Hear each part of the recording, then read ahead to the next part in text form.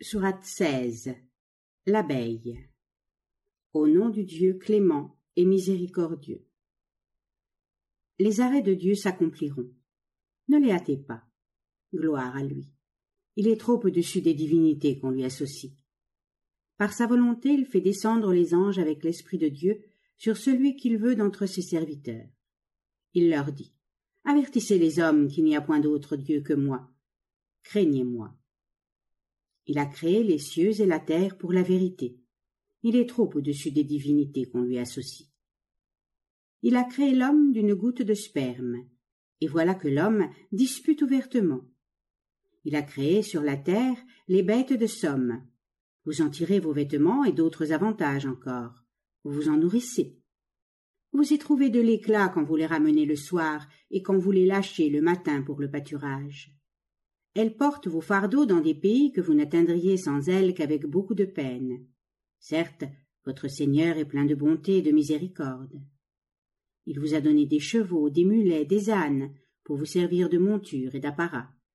Il a créé des choses que vous ne connaissez pas. Il se charge de la direction du chemin. Il y en a qui s'en éloignent. S'il le voulait, il vous dirigerait tous. C'est lui qui fait descendre du ciel l'eau qui vous sert de boisson et qui fait croître les plantes dont vous nourrissez vos troupeaux. Au moyen de l'eau, il fait germer les blés, l'olive, le palmier, la vigne et toutes sortes de fruits. Il y a dans ceci des signes pour ceux qui réfléchissent. Il vous a soumis la nuit et le jour. Le soleil et la lune et les étoiles vous sont soumis en vertu de ses ordres. Il y a dans ceci des signes pour ceux qui ont de l'intelligence. Il en est ainsi de tout ce qu'il a créé d'espèces différentes sur la terre. Il y a dans ceci des signes pour ceux qui y songent. C'est lui qui vous a soumis la mer. Vous en mangez des chairs fraîches, vous en retirez des ornements dont vous vous parez. Vous voyez les vaisseaux fendre les flots pour demander à Dieu des trésors de sa bonté. Peut-être serez-vous reconnaissant. Il a établi de hautes montagnes sur la terre, afin qu'elles se meuvent avec vous. Il a tracé des fleuves et des chemins, afin que vous soyez dirigés dans votre marche. Il a posé des signes de route. Les hommes se dirigent aussi d'après les étoiles. Celui qui crée sera-t-il semblable à celui qui ne crée rien? N'y réfléchirez-vous pas? Et si vous voulez compter les bienfaits de Dieu, dites, êtes-vous capable de les énumérer? Il est indulgent et miséricordieux. Dieu connaît ce que vous cachez, ce que vous produisez au grand jour. Les dieux qu'ils invoquent ne peuvent rien créer, et sont créés eux-mêmes. Être morts, dépourvus de vie, ils ne savent point quand ils seront ressuscités. Votre Dieu est le Dieu unique. Ceux qui ne croient pas à la vie future ont des cœurs qui nient tout et s'enflent d'orgueil. Certainement, Dieu connaît ce qu'ils cachent et ce qu'ils produisent au grand jour. Il n'aime pas les orgueilleux. Quand on leur demande « Qu'est-ce que Dieu vous a envoyé d'en haut ?» ils disent « Ce sont des contes des anciens. » Ils porteront tous le fardeau de leurs propres œuvres et le fardeau de ceux qu'ils ont égarés, ignorant qu'ils étaient eux-mêmes. Quel insupportable fardeau que le leur! Leurs devanciers avaient agi avec ruse. Dieu attaqua leur édifice par les fondements. Le toit s'écroula sur leur tête, et le châtiment les surprit du côté où ils ne s'attendaient pas. Il les couvrira d'opprobre au jour de la résurrection. Il leur demandera « Où sont donc mes associés qui ont été le sujet de vos scissions ?» Ceux qui ont reçu la science s'écrieront « Aujourd'hui l'ignominie et le supplice tomberont sur les infidèles. » Ceux que les anges de la mort recueilleront à l'heure de la mort offriront leur soumission et diront « Nous n'avons fait aucun mal. » Oui, certes, vous l'avez fait, diront les anges, et Dieu sait bien ce que vous avez fait. Entrez dans les portes de la géhenne, vous y resterez éternellement. Qu'il est détestable, le séjour des orgueilleux. On dira à ceux qui ont craint Dieu, « Qu'est-ce que votre Seigneur vous a accordé ?» Il a accordé toutes sortes de bienfaits dans ce monde à ceux qui ont fait le bien, mais la vie future en est un encore plus grand. Quel beau séjour que celui des hommes pieux! Des jardins d'Éden où ils seront introduits, des rivières y coulent, et ils y trouveront tout ce qu'ils désireront. C'est ainsi que Dieu récompense ceux qui le craignent. Ceux-ci seront bien à leur aise au moment où les anges, en les recueillant à l'heure de la mort, leur diront « Que la paix soit sur vous. Entrez dans le paradis pour prix de vos œuvres. Les infidèles attendent-ils que les anges les surprennent ou que les arrêts de Dieu s'accomplissent? Ainsi ont agi leurs devanciers. Ce n'est pas à Dieu qu'ils ont fait du mal, mais à eux-mêmes. Les crimes qu'ils avaient commis retombèrent sur eux, et ce châtiment qui était l'objet de leur raillerie les a environnés de tous côtés. Ceux qui associent d'autres divinités à Dieu disent « Si Dieu avait voulu, nous et nos pères, nous n'aurions adoré que lui seul. Nous n'aurions interdit l'usage que de ce que lui-même aurait interdit. Ceux qui nous ont précédés ont agi de même. Les apôtres ne sont tenus que de prêcher ouvertement. Nous avons envoyé des apôtres vers chaque peuple en disant « Adorez Dieu et évitez le Tarout. » Il y en eut parmi eux que Dieu a dirigés. Il y en a eu d'autres qui ont été destinés à l'égarement. Parcourez la terre et voyez quelle a été la fin de ceux qui ont traité les apôtres de menteurs. Si tu désires qu'ils soient dirigés, sache que Dieu ne dirige plus celui qui l'a égaré. Ils n'auront aucun protecteur. Ils jurent par le nom de Dieu de leurs serments les plus solennels qu'il ne ressuscitera plus celui qui sera mort une fois. Oui, il le fera en vertu de sa promesse vraie qui est à sa charge. Mais la plupart des hommes ne le savent pas. Il le fera pour leur montrer clairement ce qui était le sujet de leur dispute, et afin que les infidèles reconnaissent qu'ils en avaient menti. Quelle est notre parole quand nous voulons qu'une chose existe? Nous disons « Soit », et elle est. Nous donnerons une habitation honorable à ceux qui ont quitté leur pays pour Dieu après avoir souffert l'oppression. Mais la récompense de la vie future est encore plus magnifique. Oh, s'ils le savaient, ceux qui supportent les maux avec patience et qui mettent leur confiance en Dieu. Nous n'avons envoyé avant toi que des hommes que nous avions inspirés. Demandez-le aux hommes des Écritures, si vous ne le savez pas. Nous les avons envoyés avec des miracles et des livres. À toi aussi nous avons donné un livre, afin que tu expliques aux hommes ce qui leur a été envoyé, et afin qu'ils réfléchissent. Ceux qui ont méchamment employé des ruses, sont-ils sûrs que Dieu ne les fera pas engloutir par la terre, ou qu'un châtiment terrible ne viendra pas les surprendre là où ils ne s'y attendront pas, qu'il ne les surprendra pas pendant leurs allées et venues, pendant qu'ils ne sauraient affaiblir son action, ou qu'il ne les châtiera pas par un dépérissement graduel? Mais Dieu est plein de bonté et de miséricorde. N'ont-ils pas vu que tout ce que Dieu a créé incline son ombre à droite et à gauche pour l'adorer, pour se prosterner devant lui? Devant Dieu se prosterne tout ce qui est dans les cieux et sur la terre, les animaux comme les anges. Tous dépouillent leur orgueil. Tous craignent leur Seigneur, de peur qu'ils ne fondent d'en haut, et font tout ce qu'il leur ordonne. Dieu a dit, « N'adorez point des dieux, car lui est un Dieu unique. Craignez-moi donc. » À lui appartient tout ce qui est dans les cieux et sur la terre. Un culte perpétuel lui est dû. Craignez-vous un autre que Dieu?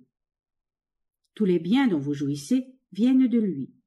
Qu'un malheur vous atteigne, c'est à lui que vous adressez vos supplications. Mais aussitôt qu'il vous a délivré du mal, une partie d'entre vous donne des compagnons à leur Seigneur, pour nier le bien que nous leur avons fait. Jouissez, bientôt vous saurez la vérité. Ils affectent une portion des biens que nous leur accordons à des êtres qu'ils ne connaissent pas. J'en jure par Dieu, on vous demandera compte de ce que vous inventez. Ils attribuent des filles à Dieu, gloire à lui, et ils n'en désirent pas pour eux-mêmes.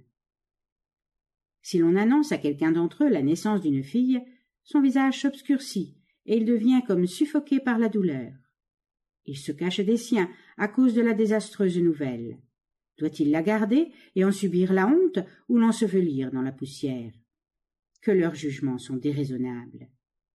Ceux qui ne croient pas à la vie future, assimilez-les à tout ce qui est mauvais. Mais Dieu, assimilez-le à tout ce qu'il y a de plus élevé. Il est le sage, le puissant. Si Dieu voulait châtier les hommes de leur perversité, il ne laisserait aucune créature vivante sur la terre. Mais il leur accorde un délai jusqu'au terme marqué. Lorsque le terme sera arrivé, ils ne sauront ni le retarder, ni l'avancer d'un seul instant. Ils attribuent à Dieu ce qu'ils abhorrent eux-mêmes. Leur langue profère un mensonge quand ils disent qu'une belle récompense leur est réservée. En vérité, ce qui leur est réservé, c'est le feu. Ils y seront précipités les premiers. J'en jure par Dieu, nous avons envoyé avant toi des apôtres aux différents peuples. Satan leur avait préparé leurs actions.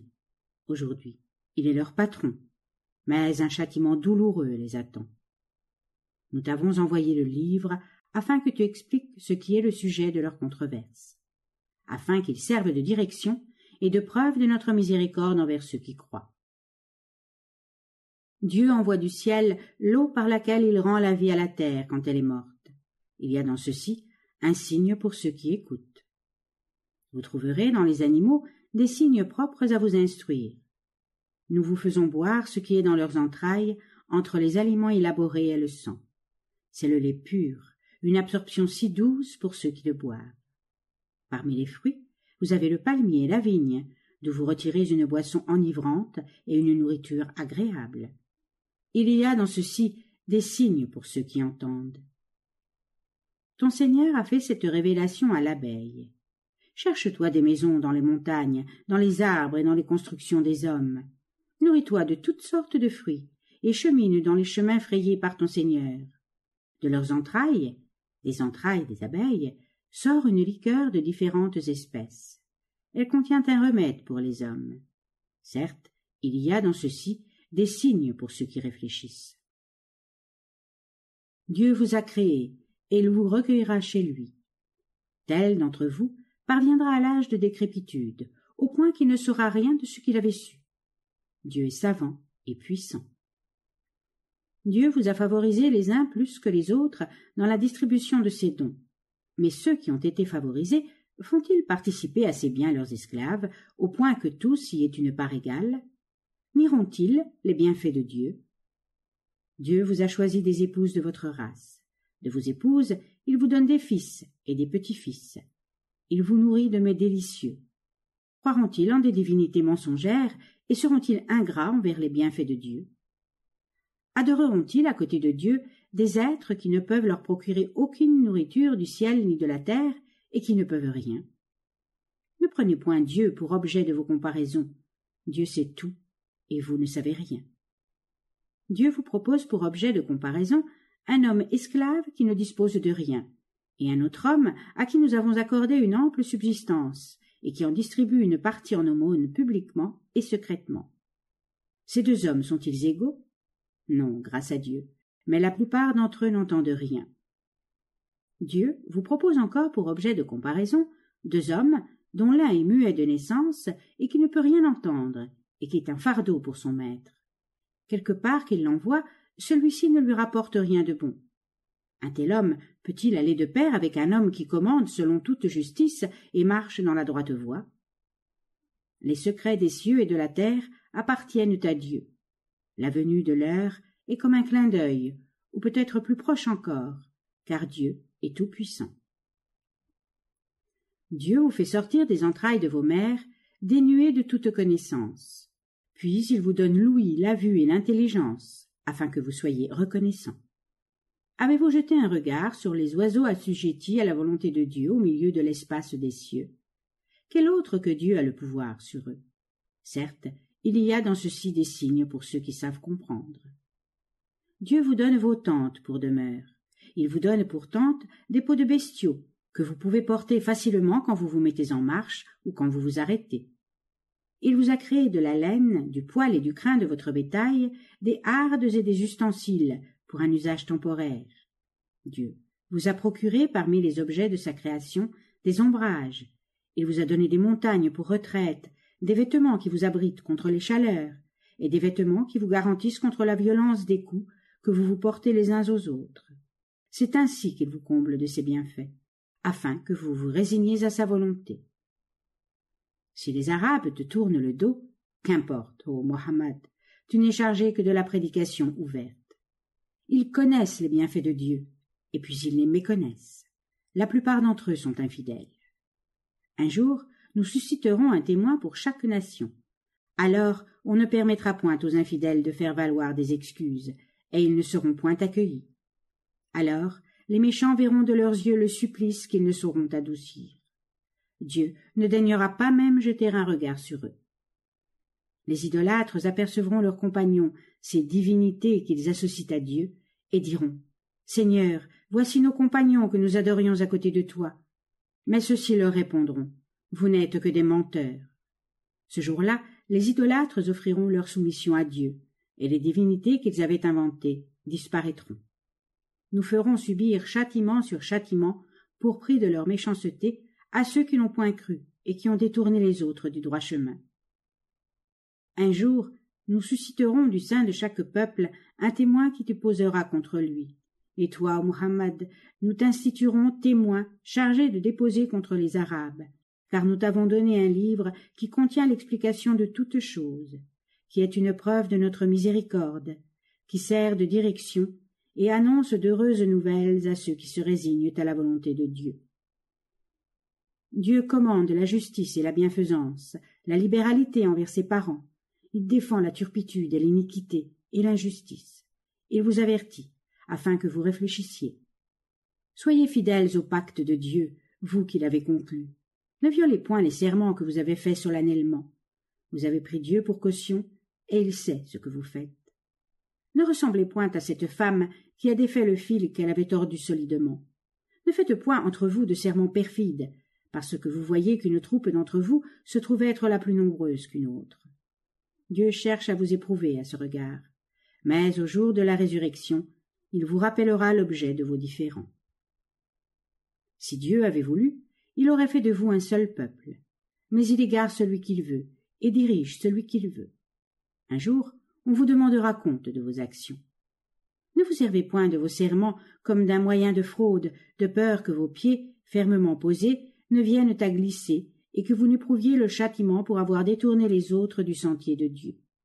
Un supplice terrible vous serait réservé. N'allez point acheter avec le pacte de Dieu un objet d'infime valeur. Ce que Dieu tient en réserve vous sera plus avantageux si vous avez de l'intelligence. Ce que vous possédez passe, et ce qui est auprès de Dieu reste. Nous donnerons aux persévérants la récompense qui leur est due, la récompense plus conforme à leurs œuvres. Quiconque fait une bonne action, et qui est en même temps croyant, qu'il soit homme ou femme, nous lui accorderons une vie heureuse, et nous lui accorderons la plus belle récompense digne de ses œuvres. Quand tu lis le Coran, cherche auprès de Dieu un refuge contre Satan le maudit. Satan n'a point de pouvoir sur ceux qui croient et qui mettent leur confiance en Dieu. Son pouvoir s'étend sur ceux qui s'éloignent de Dieu et qui lui associent d'autres divinités. Si nous remplaçons dans ce Coran un verset par un autre, Dieu connaît mieux que qui que ce soit ce qu'il révèle, ils disent que tu l'inventes toi-même. Non, mais la plupart d'entre eux ne savent rien. Dis-leur que l'esprit de sainteté te l'a réellement apporté de la part de ton Seigneur pour affermir les croyants, pour les diriger et pour annoncer d'heureuses nouvelles aux musulmans. Nous savons bien qu'ils disent « Un homme l'instruit ». La langue de celui qui veut indiquer indirectement est une langue barbare, tandis que le Coran est un livre arabe clair. Certes, Dieu ne dirige point ceux qui ne croient point en tes signes. Un châtiment cruel leur est réservé. Ceux qui ne croient point aux signes de Dieu commettent un mensonge. Ils sont des menteurs. Quiconque, après avoir cru, redevient infidèle, s'il est contraint par la force, et si son cœur persévère dans la foi, n'est pas coupable. Mais la colère de Dieu s'appesantira sur celui qui ouvre son cœur à l'infidélité, et un châtiment terrible l'attend. Et cela pour prix de ce que les infidèles ont préféré la vie de ce monde à celle de l'autre. Dieu ne dirige point les infidèles. Ce sont ceux sur les cœurs, les yeux et les oreilles de qui Dieu a apposé un sceau. Ils ne se doutent de rien, et certes, ils seront les malheureux de l'autre monde. Mais Dieu est indulgent et plein de miséricorde pour ceux qui ont quitté leur pays après y avoir subi des épreuves, qui depuis ont combattu pour la cause de Dieu et supporté tout avec patience. Le jour viendra où toute âme plaidera pour elle, et où elle sera rétribuée selon ses œuvres, où nul ne sera lésé. Dieu vous propose pour objet de comparaison une ville qui jouissait de la sécurité et de la tranquillité. Dieu lui avait donné de la nourriture en abondance, mais elle se montra ingrate envers les bienfaits de Dieu, et il l'a frappée de la faim et de la terreur pour prix des œuvres de ses habitants. Un apôtre se leva au milieu d'eux, et ils le traitèrent d'imposteur. Le châtiment de Dieu les saisit, parce qu'ils étaient injustes. Nourrissez-vous des aliments que Dieu vous accorde, des aliments licites et bons, et soyez reconnaissants pour les bienfaits de Dieu, si c'est lui que vous adorez. Il vous a défendu de vous nourrir de la chair de bêtes mortes, de sang et de la chair de porc, ainsi que toute nourriture sur laquelle on aurait invoqué un autre nom que celui de Dieu. Mais si quelqu'un y est contraint, s'il ne le fait pas comme transgresseur réfléchi et comme rebelle, Dieu est indulgent et miséricordieux. Il le lui pardonnera. Ne dites point « Ceci est licite et ceci est illicite, selon que vos langues sont portées au mensonge. » Vous imputeriez un mensonge à Dieu, car ceux qui imputent un mensonge à Dieu ne prospèrent point. C'est une jouissance de peu de durée, pendant que leur châtiment sera douloureux. Nous avions défendu aux Juifs les mets dont nous t'avons instruits précédemment. Nous ne les avons point traités injustement. Ce sont eux qui ont agi injustement envers eux-mêmes. Pour ceux qui auraient commis une mauvaise action par ignorance, mais qui reviendraient à Dieu et se corrigeraient, Dieu sera indulgent et miséricordieux. Abraham était un homme soumis à Dieu, vrai croyant. Il n'était point du nombre des idolâtres. Il était reconnaissant pour ses bienfaits. Dieu l'avait élu et dirigé dans la voie droite. Nous lui accordâmes une belle récompense dans ce monde, et il est au nombre des justes dans l'autre.